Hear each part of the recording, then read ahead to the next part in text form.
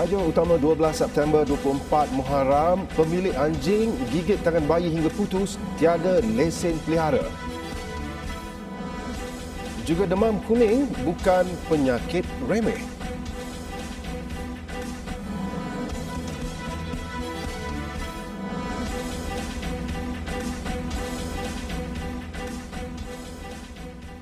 Bismillahirrahmanirrahim. Assalamualaikum warahmatullahi wabarakatuh. Berita Al-Hijrah malam ini bersama saya Wan Kamaruddin Wan Ibrahim.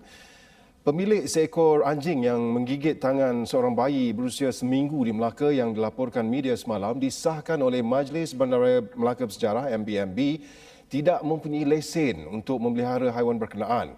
Anjing jenis Plot Hound itu sudah ditangkap dan diserahkan kepada Jabatan Veterina Negeri untuk tindakan kuarantin 2 minggu bagi memastikan tiada penyakit anjing gila atau rabies.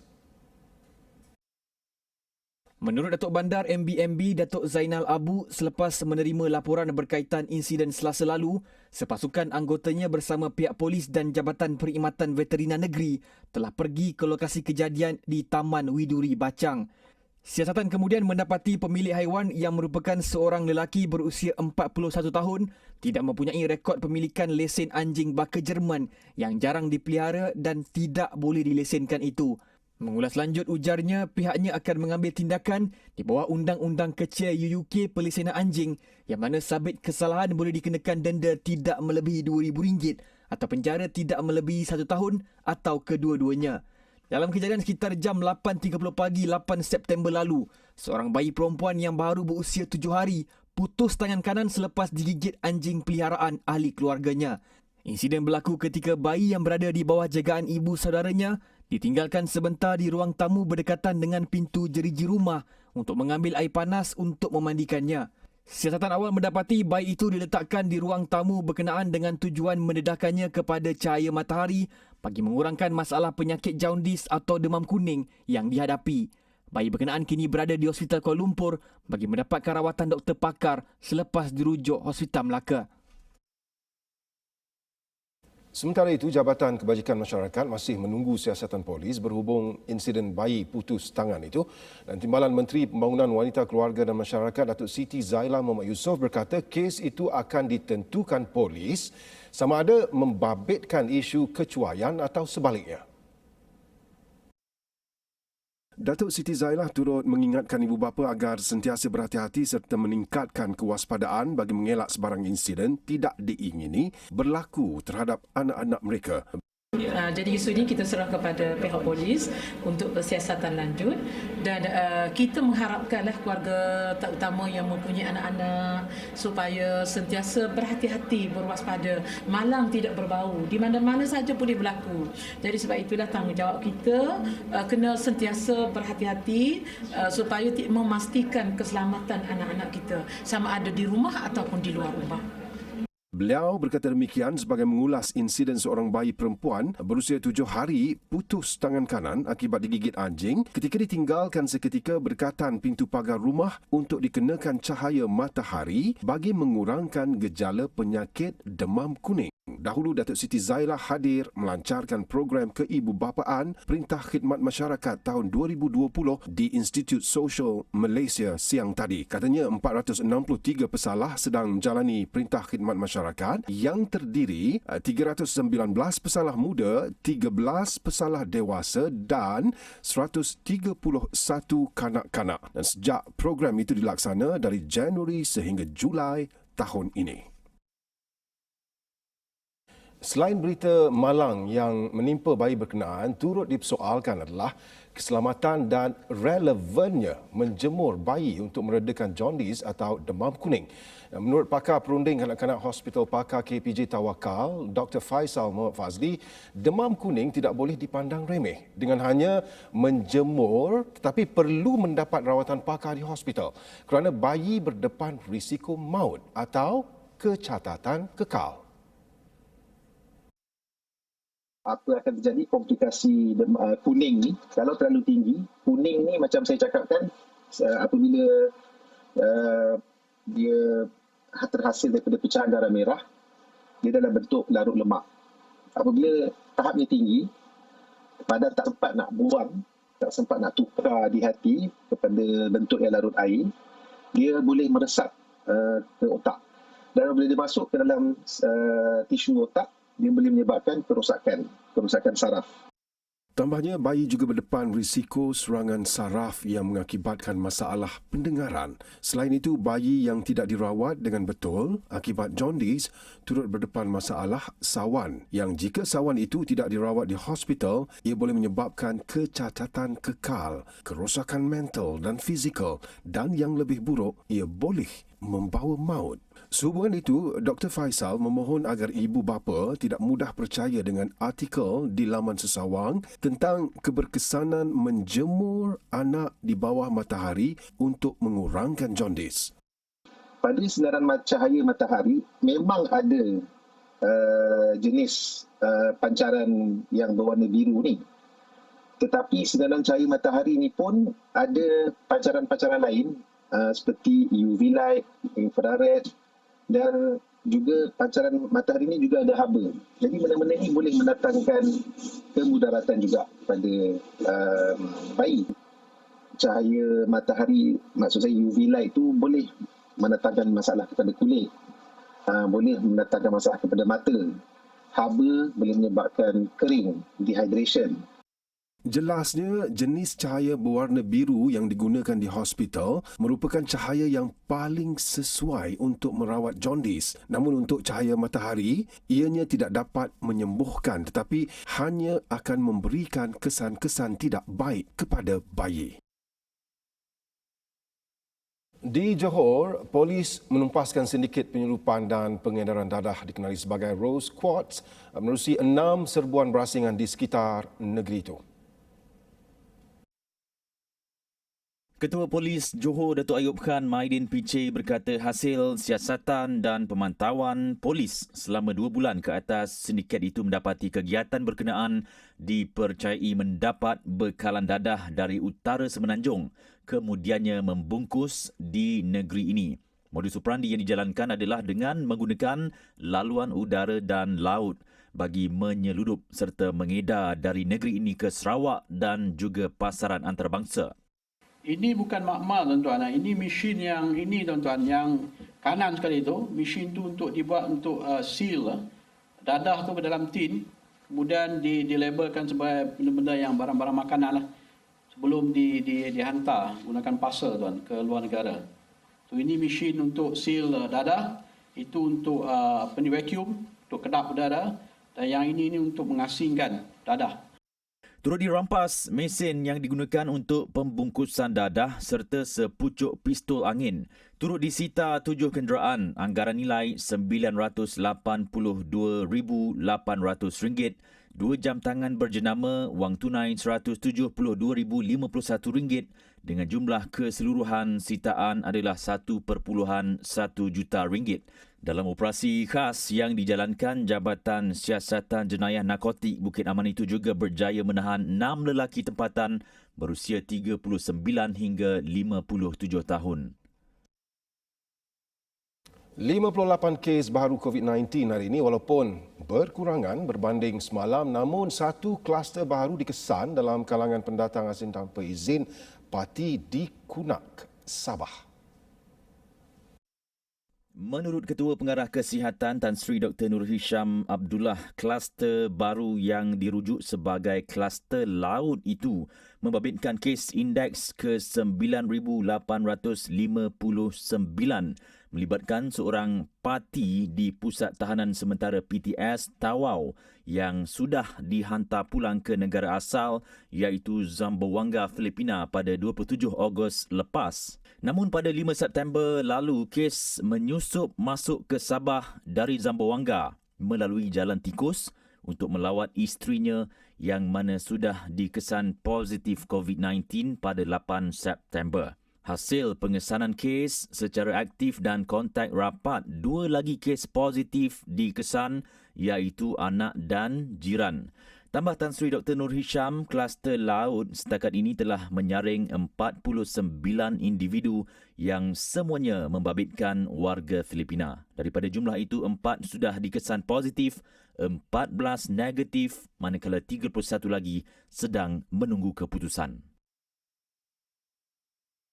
Sementara itu di Kedah, penduduk yang berada di dalam kawasan PKPD secara pentadbiran atau TEMCO tidak perlu bimbang dengan bekalan makanan kerana ia mencukupi sehingga 2 minggu dan mereka dinasihat supaya tidak melakukan pembelian panik. Namun, dalam tinjauan, kru kami hari ini mendapati keadaan di kawasan terbabit terkawal. Kedai runcit dan pasar mini juga dibuka setiap hari sehingga jam 8 malam dengan stok bekalan dihantar pemborong selang 2 hari. Namun hanya seorang isi rumah dibenarkan keluar untuk membeli barangan keperluan. Bekalan cukup untuk tempoh 2 minggu ni sebab tengok beras apa paling penting beras gula orang duk biasa pakai lah. Lepas tu macam supplier kita ayam, ikan, sayur ada jalan, dia orang dapat jalan, so kita tak takut sangat lah sebab itu kena hantar hari-hari. Penduduk Nurdiana Yaakob berkata dia membeli stok barangan keperluan harian seperti biasa dan tidak terlalu banyak untuk mengelak pembaziran. Katanya kesemua barangan tersebut mudah didapati dan boleh digunakan dalam tempoh 2 atau 3 hari. Patutnya bila dia bagi tahu tu, kita tak payah nak terus beli barang yang banyak-banyak dengan beratus sampai barang pun ada yang habis dekat supermarket semua. Dan bila ramai-ramai tu, dia jadi macam kita duduk tak ada jarak 1 meter. Berebut-rebut, berpusu-pusu apa semua. Apa tu mudah lagi jangkitan tu boleh merebak. Macam hari ni nampak okey lah. Nampak tak ada macam yang kemarin yang ramai sangat dekat pusat-pusat membeli belah semua tu. PKPD secara pentadbiran di daerah Kota Star membabitkan 360,000 isi rumah di kawasan seluas 422 km persegi berikutan kluster telaga dan kluster sungai. Ia berkuat kuasa bermula hari ini sehingga 25 September 2020 membabitkan 28 mukim di daerah berkenaan. Amalan kelaziman baru ekoran COVID-19 termasuk garis panduan pelaksanaan solat berjemaah adalah bersandarkan ijtihad atau pandangan ulama. Sehubungan itu, jelas Menteri di Jabatan Perdana Menteri Datuk Dr. Zulkifli Mohamed Al-Bakri tidak perlu wujud lagi sebarang pertikaian kerana soalan tersebut telah pun diterangkan dalam buku soal jawab fiqh COVID-19 yang dihasilkan Jun lalu. Contohnya kita semayang. Bila kita semayang, kita ada jarakkan masa kita semayang. Sebenarnya ini telah dibahaskan oleh para ulama. Jadi ada perkara-perkara yang kita nampak macam bercanggah tetapi semuanya ijtihad ulama. Kami telah adakan satu buku seperti Fiqh Qawi. Dalam tu kita jelaskan beberapa isu-isu baru terkini berkenaan dengan agama yang kita ambil daripada pandangan muzakarah fatwa kebangsaan, daripada muzakarah fatwa negeri dan seumpamanya bahkan di antarabangsa. Beliau berkata demikian kepada media selepas merasmikan program Nadwah Penyelaras Sekretariat Pertubuhan Bukan Kerajaan NGO Dakwah Islam Perak di Pusat Konvensyen Kasuarina Meru di Ipoh. Terdahulu, Datuk Dr. Zulkifli diminta mengulas mengenai penularan semula video pada Mac lalu berdurasi 2 minit seorang pendakwa terkenal yang mempersoalkan pelaksanaan ibadah norma baharu yang didakwa bercanggah dengan Islam dan harus dilihat semula. Menurut Datuk Dr. Zulkifli, kerajaan sentiasa melihat daripada pelbagai sudut dalam menentukan kaedah yang sesuai dalam kelaziman baharu. Katanya setiap keputusan yang dibuat akan merujuk kepada kaedah fiqh yang melibatkan kepentingan umum. Buku soal jawab fiqh COVID-19 menghimpunkan pelbagai soalan lazim yang sering dikemukakan berkaitan hukum dan permasalahan yang dihadapi masyarakat dalam suasana wabak COVID-19 yang sedang berlaku. Antara isu yang dikupas dalam buku setebal 191 muka surat itu adalah berkaitan solat Jumaat dan solat fardu, azan, kenduri kahwin, hukum bersalaman dan solat jenazah. Soal jawab Fih COVID-19 edisi pertama diterbitkan Pejabat Menteri Jabatan Perdana Menteri JPM Hal Ehwal Agama dan diedarkan secara percuma bagi salinan cetak serta boleh dimuat turun secara percuma dalam bentuk format PDF.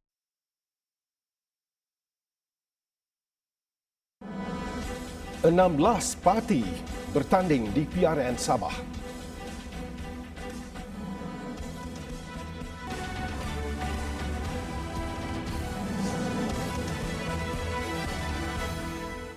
Baik, Pilihan Raya Negeri PRN Sabah, 64 pusat penamaan calon bagi 73 kerusi Dewan Undangan Negeri dibuka untuk penamaan calon hari ini. Dan tiada lagi perarakan dan perhimpunan penyokong parti kerana diadakan dalam tempoh Perintah Kawalan Pergerakan Pemulihan.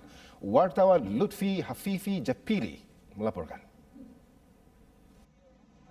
Tinjauan saya di Dun Petagas pagi tadi mendapati suasana lebih tenang berbanding kebiasaan ketika penamaan calon. Calon perlu mengikut prosedur operasi standard SOP yang dikeluarkan Suruhanjaya Pilihan Raya SPR. Di kawasan ini menyaksikan saingan 6 penjuru membabitkan Parti Cinta Sabah PCS, Perikatan Nasional, Parti Warisan Sabah, Parti Liberal Demokratik, Parti Gagasan Rakyat Sabah dan seorang calon bebas. Bagi PCS, mereka mempertaruhkan calon baru dan muda Ahmad Farid Sainuri yang juga merupakan Presiden Majlis Belia Sabah. Sememangnya kita bertembung dengan kita istilahkan sebagai gergasi dalam dunia politik, tapi itu tidak mematahkan semangat kita kerana baik muda, baik yang berusia semuanya ada peranan masing-masing dan pastinya kita lebih yakin untuk menyampaikan khidmat dengan rangkaian yang ada, dengan pengalaman yang ada dan yang paling penting dengan semangat yang ada lah untuk membawa agenda perubahan, agenda kesedaran rakyat Sabah. Pada PRU 14 lalu, kerusi Dun Petagas disandang Uda Sulai dari Parti Warisan Sabah dengan 6,526 undi menewaskan Barisan Nasional dan Parti Harapan Rakyat Sabah. Pada PRN kali ini, 1,124,598 pengundi berdaftar dijangka akan menunaikan tanggungjawab mereka sebagai pemilih di 741 pusat mengundi seluruh negeri. Laporan Lutfi Hafifi Japili untuk Berita Al-Hijrah. Baik, kita dapatkan gambaran lebih jelas. Sekali lagi kita bawakan Lutfi Hafifi Japili di talian Skype. Assalamualaikum Lutfi. Waalaikumsalam warahmatullahi wabarakatuh. Apa khabar Abang Wan? Alhamdulillah. Lutfi sihat? Sihat, Alhamdulillah. Alhamdulillah. Okey, Lutfi. Bagi ringkasan, ya, apa yang menarik tentang Pilihan Raya Negeri Sabah kali ini? Baik, apa yang saya boleh ringkaskan tentang pilihan raya yang saya ikuti pada hari ini, saya melihat apabila pilihan raya negeri ini dilaksanakan dalam keadaan norma baru, semuanya berlaku dalam keadaan baru. Yang menariknya, kebiasaannya bila berlaku penamaan calon, pengundi ataupun penyokong akan beramai-ramai keluar menyokong. Tapi kali ini dilaksanakan dengan tenang. Dan untuk info, Iwan, hari ini saja di 73 kerusi DUN yang bertanding, seramai 447 calon akan bertanding mewakili 16 buah parti dan bebas di seluruh negeri Sabah. Dan saya kira ini satu perkara yang sangat baru dan bagus sebab suasana politik ini dijalankan dengan penuh meriah, tapi dalam keadaan yang orang menghormati SOP. Dan saya kira itu untuk secara ringkasnya lah, sebab hari ini saya berada di sekitar Kota Kinabalu sahaja. Okey, apa yang saya faham adalah dia ada dua gugusan yang utama yang sering diberi tumpuan oleh media, tetapi saya nampak ada calon underdog yang mungkin membuat kejutan dalam pilihan raya kali ini. Parti Cinta Sabah, anak tempatan semua. Baik, apabila kita melihat suasana pilihan raya berlaku pada baru-baru ini, saya kira ini merupakan salah satu sentimen yang berlaku dalam rakyat Sabah sendiri apabila berlakunya ketidaktentraman ataupun isu politik yang agak mungkin bagi mereka, sebab kedua-dua pihak yang sebelum ini kan berebut dan ada pergaduhan. So mereka mungkin memilih satu alternatif lain, iaitu parti baru ataupun parti lokal. Tapi itu sekadar pada jangkaan saya. Namun saya melihat ketiga-tiga gugusan, apa yang saya boleh gambarkan di sini adalah daripada pihak warisan kelas, mereka mempunyai sokongan yang cukup kuat. Begitu juga dengan gabungan Barisan Nasional dan Perikatan Nasional, mereka juga mempunyai sokongan yang cukup kuat. Tapi tidak boleh kita tolak parti-parti kecil ataupun parti-parti baru yang keluar ni, seperti Parti Cinta Sabah dan parti-parti lain ni, mampu menggegarkan pilihan raya pada kali ini kerana sentimen-sentimen yang berlaku. Sebab banyak isu-isu yang berlaku, Wan. Terutamanya bila kita bercakap tentang hak rakyat Sabah, tidak mahu berkolaborasi dengan Semenanjung, itu antara sentimen-sentimen yang agak menarik perhatian lah bagi saya, setakat pemerhatian saya. Tapi saya tidak boleh nafikan kekuatan ketiga-tiga pihak ni yang sebenarnya yang kuat ni. Itu kan. Dan setakat ini, Tan Sri Musa Aman masih belum mengeluarkan apa-apa kenyataan yang solid tentang tiadanya nama beliau dalam pencalonan kali ini. Jadi apa jangkaan? Media masih menunggu tentang kenyataan yang lebih solid dari Tan Sri Musa? Ya, Wan. Saya percaya ini penuh dengan teka-teki sebenarnya. Apabila kita melihat kemarin sebenarnya, sehari sebelum penamaan calon, Tan Sri Musa Aman dia ada bercakap dalam status siapan Twitter dia mengatakan saya akan kembali ke Sungai Manila. Which is adalah satu dun baru tempat beliau bakal bertanding sekiranya bertanding lah, tapi tidak bertanding.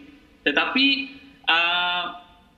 anggapan itu ataupun jangkaan itu tidak berlaku pada hari ini kerana sehingga jam 10 tutupnya pusat pencalonan itu beliau masih tidak menunjukkan diri dia, menunjukkan diri beliau. Dan ini menjadi satu persoalan lagi apabila beliau hanya mengucapkan tahniah, dia hanya mengucapkan semoga berhati-hati, semoga selamat dan masih menimbulkan tanda tanya. Tapi melalui pandangan saya sendiri, mungkin ada sebab Tan Sri Musa tidak bertanding pada pilihan raya kali ini. Sama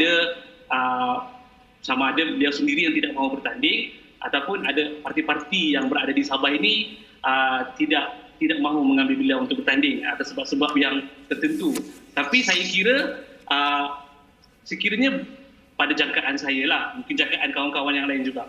Sekiranya berlaku kempen pada hari seterusnya, kita tidak tahu apa yang akan berlaku. Kemungkinan dia akan memilih atau untuk menyokong parti yang bersama-sama dengan beliau, PBBM, ketika mereka pergi ke mahkamah yang baru-baru ni lah, kes yang baru ni. Tapi itu sekadar jangkaan. Apa yang berlaku, kita ada 14 hari lagi, so kita tidak pasti. Dan satu lagi soalan mungkin, Warisan Plus agak ada kepastian yang solid ya. Syafiee Apdal sebagai Ketua Menteri, Perikatan Nasional masih lagi berpantun-pantun. Adakah ini akan mempengaruhi pengundian? Ya, sebenarnya Sabah tadi agak terkejut sebenarnya bila berlaku kenyataan daripada daripada Perdana Menteri bercakap tentang calon daripada PPM akan menjadi Ketua Menteri, kemudian dibalas pula dengan pandangan-pandangan daripada pihak Barisan Nasional, dan ini menjadikan suasana pilihan raya agak menarik pada hari ini. Dan sebenarnya kalau kita lihat di pihak Warisan Plus pun sebelum ini pun berlaku juga isu tentang penamaan calon ni yang setuju tak setuju, tapi saya percaya perkara ini diselesaikan dengan baik oleh kedua-dua pihak. Sebab sampai hari ini pun alhamdulillah mereka masih meletakkan calon dan tidak ada pergaduhan yang besar. Mungkin itu sekadar pandangan ataupun pandangan mereka di dalam pandangan masing-masing lah. Tapi saya rasa boleh diselesaikan dengan cara baik ataupun perbincangan sebab kita tidak tahu apa yang akan Selamat jawapan dia ya. Okey, itu saja masa yang kita ada, Lutfi. Saya rasa Lutfi akan terus berinteraksi bersama Berita Al-Hijrah setiap malam sehinggalah ke tarikh pilihan raya sebenar, ya. InsyaAllah. Alright. Ya. Terima kasih banyak. Assalamualaikum. Lutfi Hafifi Japili, wartawan kami di Kota Kinabalu, Sabah. Baik, Berita Al-Hijrah berehat seketika dan selepas ini bekas bantuan Al-Maunah akan dibantu. Laporan para wartawan negara ini mestilah berpaksikan kepada fakta dan bersifat neutral. Dan ketika berucap pada Malam Wartawan Malaysia anjuran Malaysian Press Institute MPI malam semalam, Menteri Kanan Pendidikan Dr. Razzie Jidin berkata, nilai-nilai teras kewartawanan itulah yang harus dipertahan agar penulisan mereka akan terus relevan dan menjadi rujukan masyarakat dalam mendapatkan berita sahih. Amat penting wartawan dunia kewartawanan pada hari ini terus berpegang kepada core values. Terus berpegang pada core values dalam dunia kewartawanan untuk memastikan bahawa masyarakat boleh berpegang kepada berita-berita yang ditulis, maklumat-maklumat yang ditulis dan info-info yang dianalisa oleh wartawan atau penulis berita ini. Jelasnya ketika ini dalam arus perkembangan teknologi dan digitalisasi, sesiapa sahaja boleh menulis dan menyebarkan maklumat dengan mudah, terutama di media sosial. Bagaimanapun, wartawan profesional tetap memiliki kelebihan dalam mendapatkan akses kesahihan maklumat tentang satu-satu perkara dan hasil penulisan mereka lebih tepat untuk disampaikan kepada khalayak pembaca dan penonton. Sementara itu, Malam Wartawan Malaysia 2020 ini turut menghargai karya-karya wartawan seluruh negara melalui pengiktirafan Hadiah Kewartawanan Malaysia 2019. Pelbagai kategori dipertandingkan merangkumi media cetak, elektronik, digital dan kreatif. Bantuan bersesuaian akan dipertimbangkan bagi membantu bekas banduan Al-Ma'unah yang dikenali sebagai Ahmad bagi menjalani kehidupan baharunya. Jadi Ahli Parlimen Hulu Terengganu, Dato' Rosul Wahid berkata beliau sendiri akan turun padang menziarahi lelaki itu di Kuala Berang tidak lama lagi. Datuk Rosul berkata usaha Ahmad memajukan diri selepas menjalani hukuman 20 tahun di penjara perlu disokong. Lebih-lebih lagi individu berkenaan telah insaf. Tapi insya-Allah dia akan cuba berkunjung jumpa mereka, jumpa beliau untuk kita fikir apa yang perlu untuk kita bantu. Dan selepas mereka dia keluar daripada penjara, kita cuba tengoklah atas siasat kita, atas rasa tanggungjawab dan juga rasa tanggungjawab kita sebagai orang Hulu Terengganu dan mereka dia juga daripada Hulu Terengganu. Tambahnya lagi, hasrat Ahmad menceburi penternakan dan perniagaan seni ukir bagi membalas jasa keluarga disifatkan sebagai inisiatif yang baik dan bertanggungjawab. 4 September lalu, Berita Al-Hijrah menyiarkan kisah seorang bekas banduan Al-Ma'unah yang berhasrat mendalami bidang penternakan dan seni ukir, iaitu kemahiran yang dipelajarinya ketika di penjara. Dia berbesar hati jika ada pihak yang sudi membantu dari segi modal dalam usahanya memajukan diri selepas mendapat pengampunan yang di-Pertuan Agong. Sudah 63 tahun negara mengecap kemerdekaan, hargailah pengorbanan yang telah dilakukan oleh perwira negara, menyumbanglah ke tabung pahlawan Angkatan Tentera Malaysia sekarang. Ketika itu, aku hidup dalam dunia yang penuh dengan darah.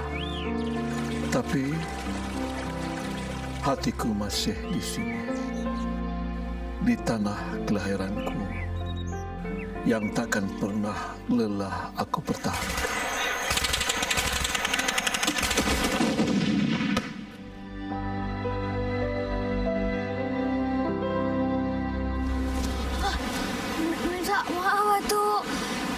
Tak sengaja. Tak apa. Atok cuma terkejut saja. Selagi nadi masih berdenyut, akan ku teruskan sisa perjuangan ini. Mereka yang ku kenali kini telah tiada. Yang tinggal hanya nama menjadi sejarah.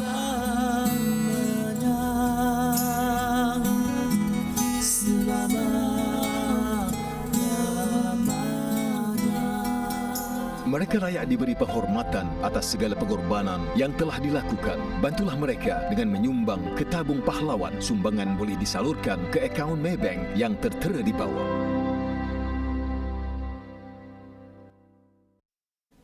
Dengan itu, sekian Berita Al-Hijrah dan jangan lupa kira-kira 1 jam dari sekarang untuk ikuti perbincangan berkenaan aktiviti berbasikal ya, bersama wartawan Zaim Zamani di Instagram Berita Al-Hijrah.